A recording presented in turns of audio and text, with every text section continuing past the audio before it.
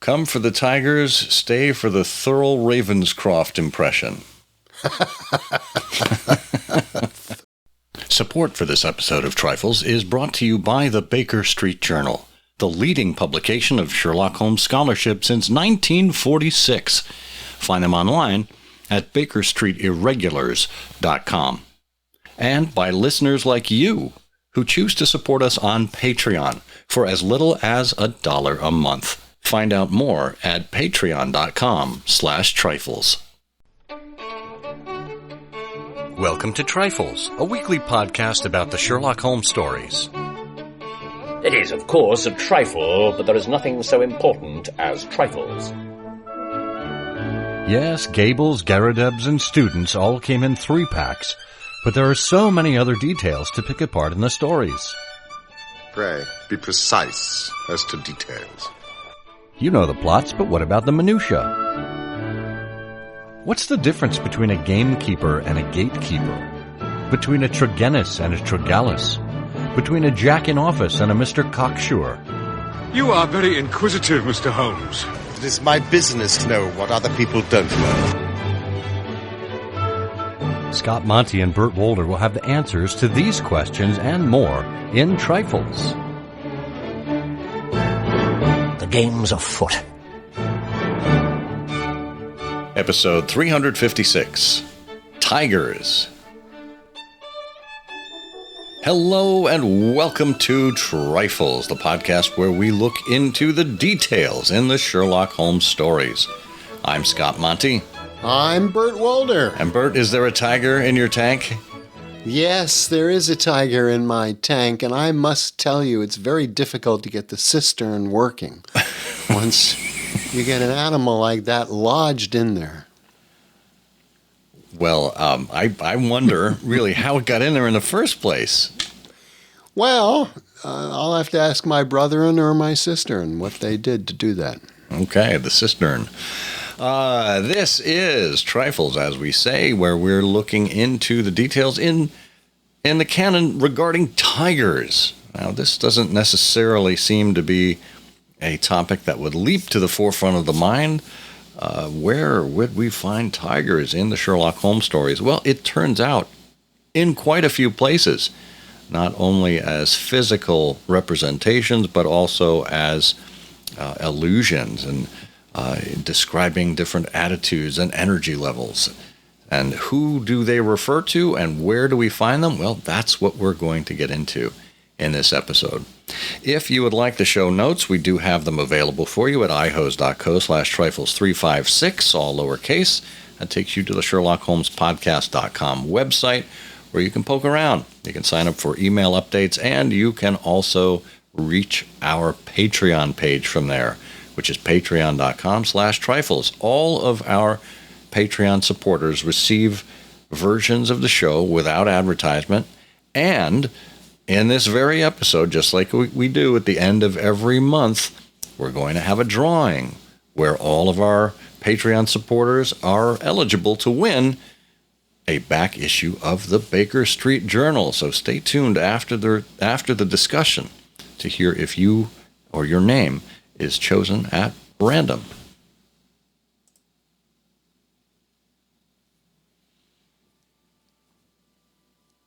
Okay, are we ready to get into the tiger enclosure here, Bert?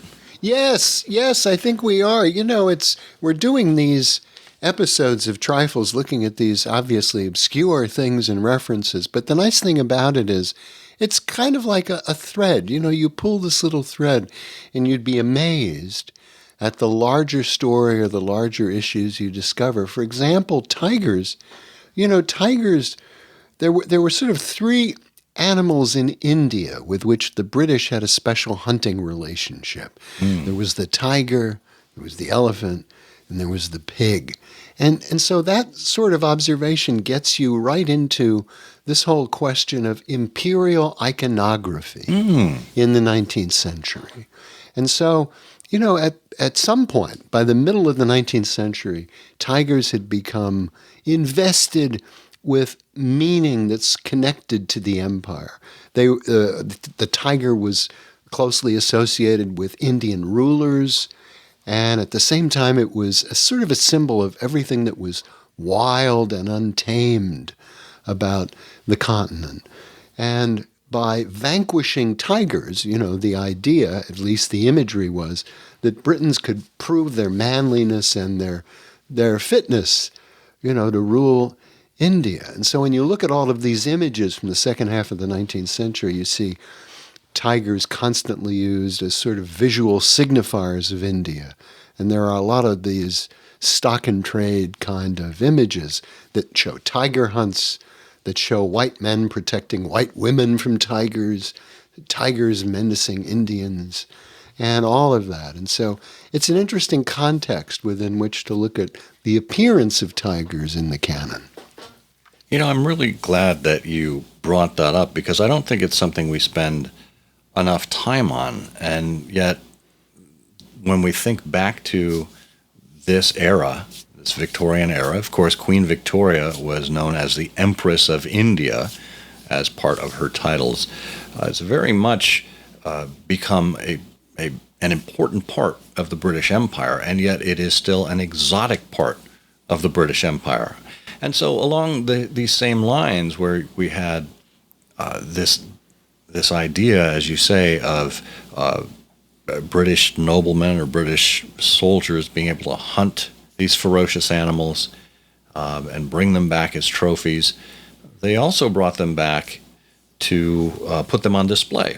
And of course, the London Zoo became a place for a lot of this, places where citizens of London who would probably never leave the confines of the city, let alone the country, could see these exotic animals in captivity. And, these days we are a little more enlightened, and at least I would hope that we are. And when these animals are in captivity, at least they're given more grounds to roam around, and they're part of a vast park rather than a cage, so to speak. So we see them in more of a quote-unquote natural habitat. But they're free-range tigers. Free range, there you go. But when you think about how most people saw tigers in that case, I think the very first time we see a tiger mentioned is typical for the time. And that is in the Sign of Four. Remember, Watson and Holmes are accompanying Mary Morstan to South London to meet up with, I guess it's Thaddeus Sholto. That's him. Yeah, and they get in there. He says, "Your servant, gentlemen, pray step into my little sanctum.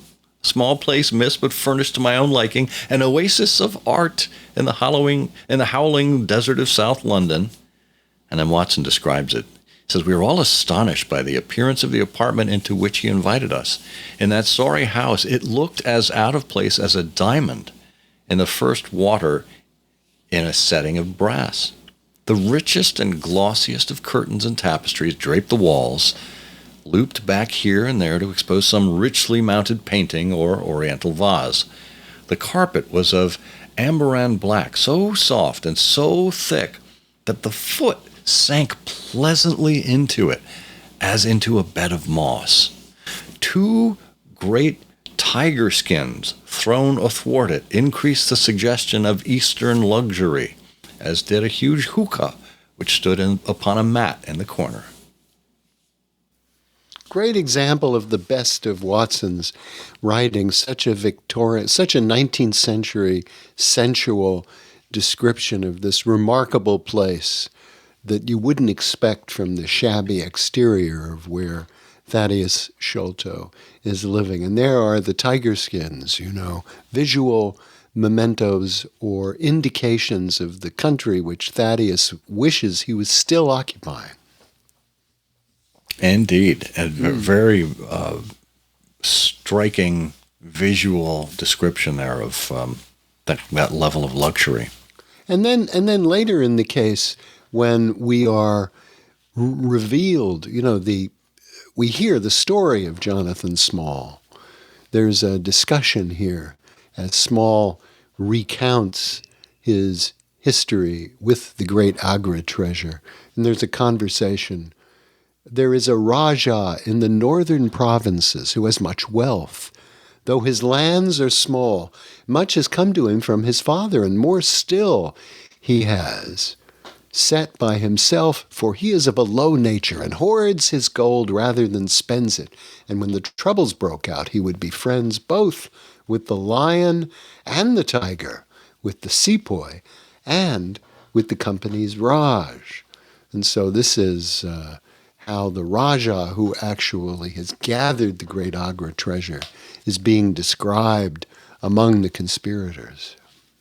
And I find that interesting because it's not like the lion and the tiger are natural enemies. I mean, they can actually be bred together in captivity, at the very least. It's not a natural occurrence, but they don't tear each other apart.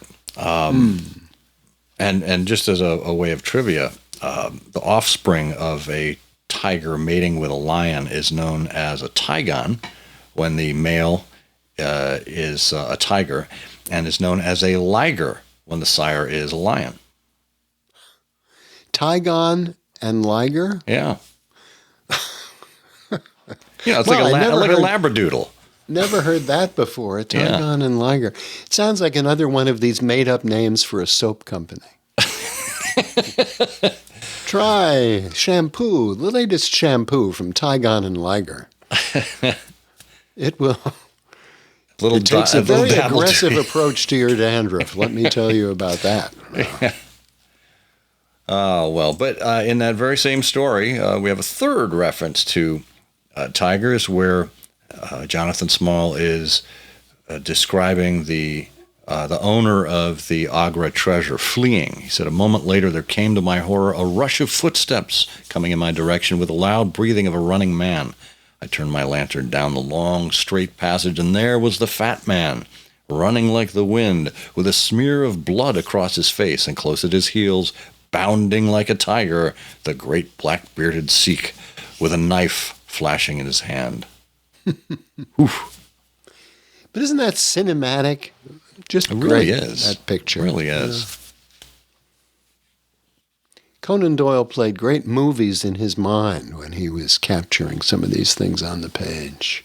Well, and then there are many more of these. So, for example, in the case of identity, we're having conversations about poor Miss Sutherland, the deceived Miss Sutherland, and it's proposed to Holmes, can we not tell her the truth? And he says, well, if I tell her, she will not believe me. You may remember the old Persian saying. So it's another case of Holmes quoting some historical reference or an idiom or a motto or a phrase. There is danger for him who taketh the tiger cub, and danger also for whoso snatches a delusion from a woman. And that's not very eloquently written. Years and years later, Michael Flanders in a song lyric wrote that much more effectively. Never tell a man the truth about the woman he adores, was the way Flanders put it. And then Holmes concludes by saying there is as much sense in Hafiz as in Horace, and as much knowledge of the world. Yeah, it's an interesting one. As a matter of fact, I have a footnote here from the Sherlock Holmes reference library from this story. Morris Rosenblum wrote in foreign language quotations in the canon, he says, "My own search through all accessible translations of Persian, Iranian, and other Oriental sayings has failed to turn up such a maxim." The maxim being, there is danger from him who taketh the tiger cub, and danger also for whoso snatches the delusion of a woman. Oh, really? So there's no documented route to this other than the Hafiz reference, there's no documented route to this basic concept? No, not at all. Really? Yeah, he looked through. He says he looked through the complete works of Hafett's in translation without coming across anything resembling the idea of the woman, tiger cubs, and delusions. Well, bless him for doing that. Yeah.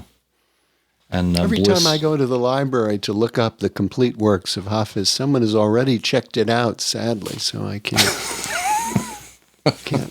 can't do it myself. But I appreciate the effort. Yeah.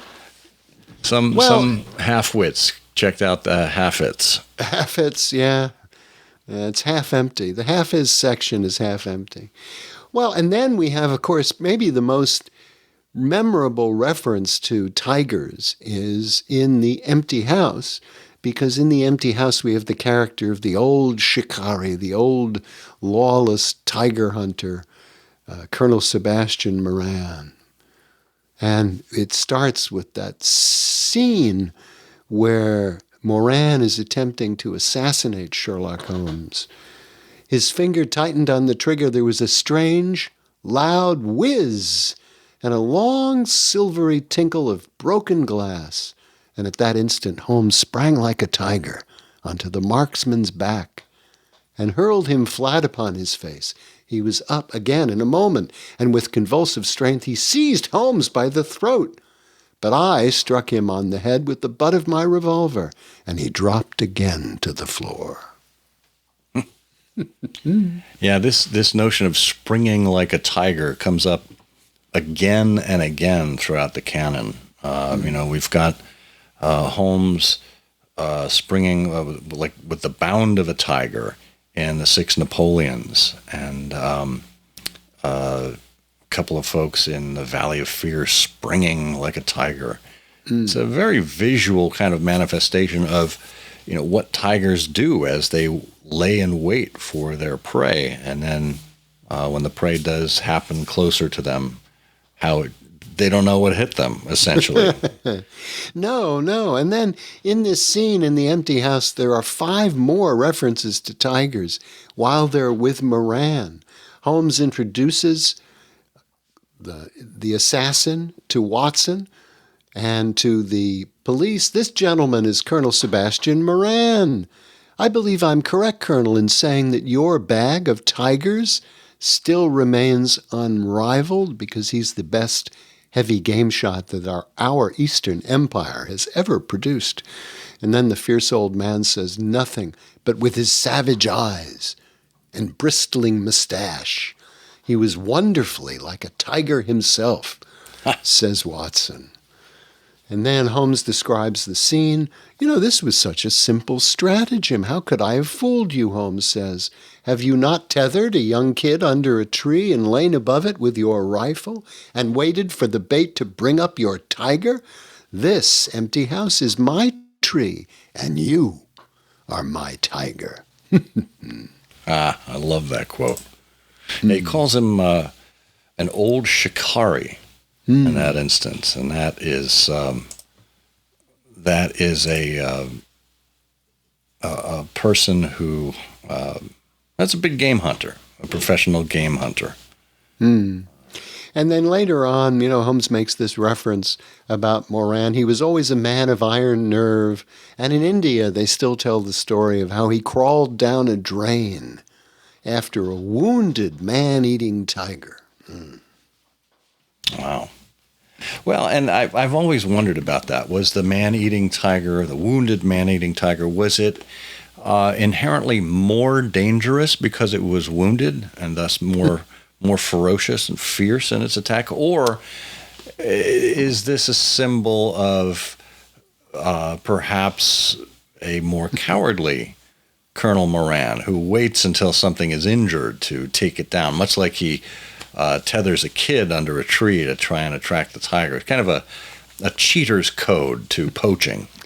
No, you're being misled by the punctuation. It was a very gentle and uncertain tiger who was after a wounded man. Wounded man eating tiger. Was the wounded man eating tiger? The tiger was eating a wounded man. Yeah. Well, let's pause here while I crawl down a drain to get away from this and have a quick word from our sponsor.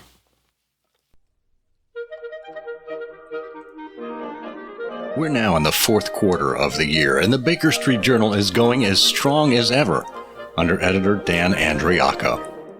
We've just seen the cover for the autumn issue, and it is a doozy. Full-color rendering of Professor Moriarty's head and shoulders from Sidney Paget's famous illustration. Now, that's not to say the professor had dandruff. Far from it with his bald pate. But we see the details of Paget's genius close up. And that's what the Baker Street Journal allows us to do with all kinds of scholarship and creative writing, to focus on the details of some aspect or another of Sherlock Holmes and his world, just like we do here on Trifles. If you haven't gotten a subscription for 2023, it's not too late. You can still subscribe, get all of the issues to date, and be signed up for the Christmas annual. Just go to BakerStreetIrregulars.com and subscribe to the BSJ today. Okay, we are back. The Crouching Tiger, that is Burt Wolder, and the Hidden Dragon, that is Scott Monty, talking about tigers in the canon. And we've got a few more instances, and one very in particular where it's called out. But in Black Peter, we have Holmes and Watson staking out the cabin, waiting for someone to show up. Watson says it was a long and melancholy vigil, yet it brought something with it, the thrill which the hunter feels when he lies beside the water pool and waits for the coming of the thirsty beast of prey. What savage creature was it which might steal upon us out of the darkness? Was it a fierce tiger of crime, which could only be taken fighting hard and with flashing fang and claw? Or would it prove to be some skulking jackal, dangerous only to the weak and unguarded? I never focused on that paragraph before. That's really something. Yeah, it is, though, but it doesn't really ring true. I've never liked it because it's a little, it's, on the one hand, you've got wonderful things where Watson is capable of giving us this presence of Thaddeus Sholto and the remarkable environment. But here, with Black Peter, it seems a little, one of the rare cases where at least my temptation as a reader is to say to Watson, okay, get on with it. Enough with the metaphors. Yeah. Cut out the poetry, Watson. Yeah. Savage creature, fierce tiger of crime, flashing fang, right. Okay, good. What's next? Well, let's recall, in this case, they thought they were facing a foe who could drive a harpoon directly through them. And it turned out John Hopley Nelligan, this, timid little banker, showed up. So they really didn't have anything to fear.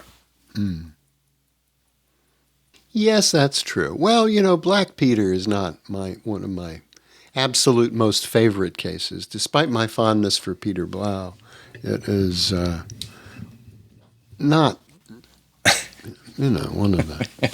one of the ones I take to my desert island if I only. That's fair.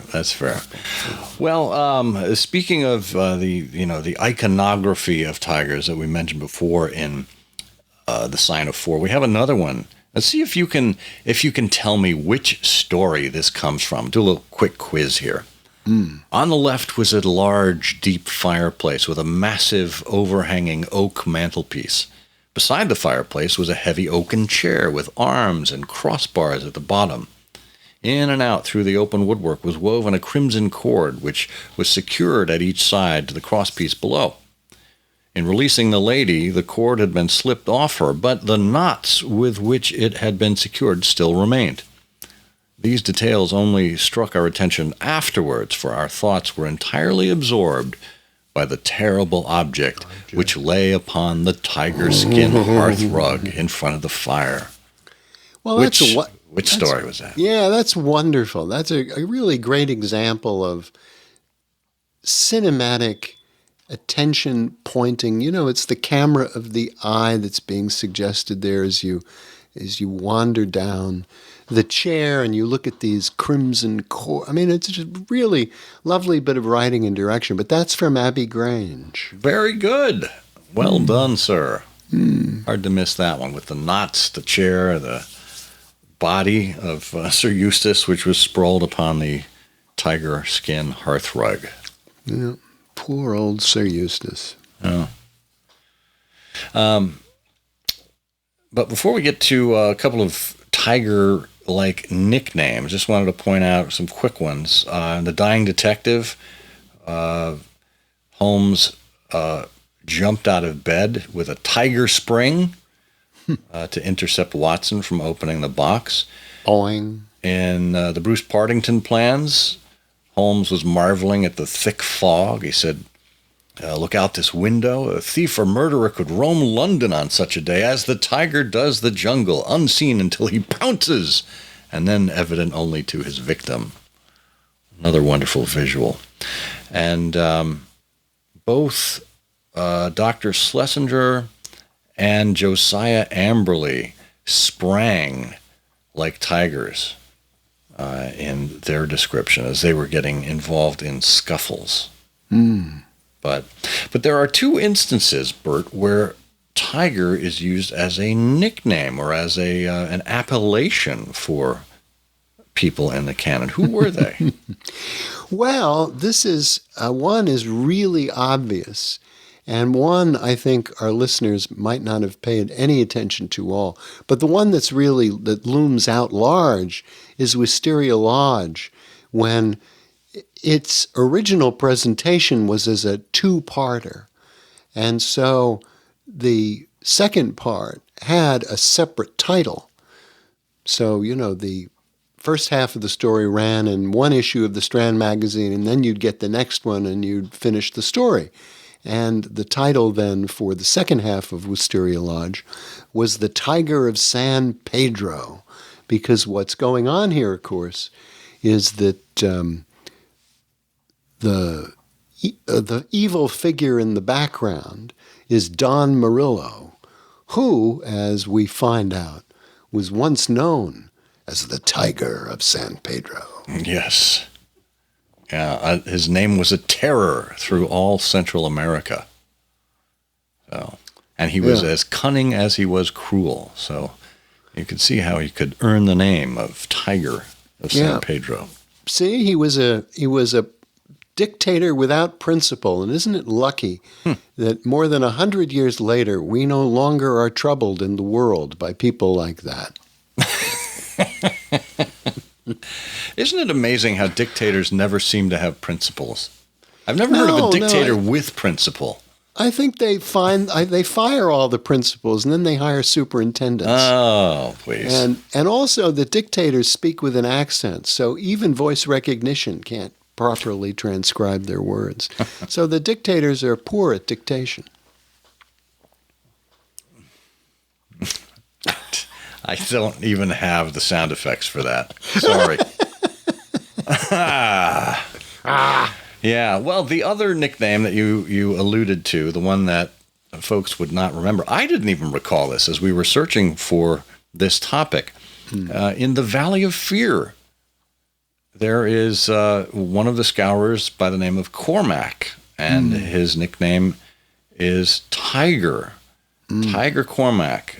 So there was a letter that was written by J.W. Windle. It says, there's a job to be done on Andrew Ray of Ray and Sturmash, coal owners near this place. You'll remember that your lodge owes us a return, having had the service of two brethren in the matter of the patrolmen last fall. You will send 2 good men, and they will be taken charge by Treasurer Higgins of this lodge, whose address you know. He will show them when to act and where. Yours in freedom, J.W. Windle. And then Cormac pipes up. He says, any reward this time? Asked Cormac, a thick-set, dark-faced, brutal-looking young man whose ferocity had earned him the nickname of Tiger. Tiger Cormac. There you go. He was feared even by his own comrades for the ferocity of his disposition. Well, it's another one of these examples where one of the characters, not from the woodwork, but from the background, pops up, and you're not going to be seeing or hearing of him again, but there he is, sketched beautifully with that description, dark brutality, and the nickname Tiger. So you don't need to know any more about him at all. It's really, really nicely done. It really is. And now for our monthly drawing for our Patreon supporters. This is for a back issue of the Baker Street Journal. All you need to do is join us as a supporter on patreon.com/trifles, and you are automatically entered to win. We're going to pull out the prize wheel, aka random number generator, and give it a big spin.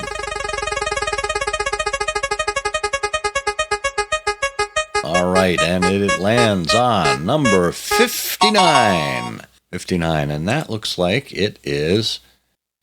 Oh my God, this is incredible. It is from a Patreon supporter who goes by the name of Tiger, Tygre. I am not making this up. This is incredible.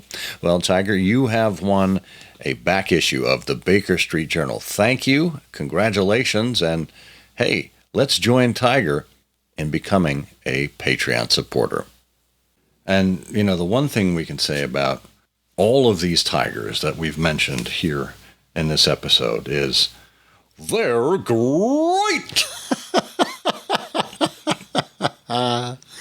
Well, look, if we're going to talk about tigers, you know, we do have to do at least a verse of William Blake. You know, tiger, tiger, burning bright in the forest of the night, what immortal hand or eye could frame thy fearful symmetry?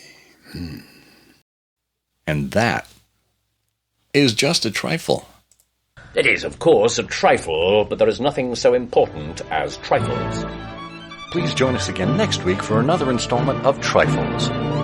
Show notes are available on SherlockHolmesPodcast.com. Please subscribe to us on Apple Podcasts and be sure to check out our longer show, I Hear of Sherlock Everywhere, where we interview notable Sherlockians and share news of the Sherlockian world.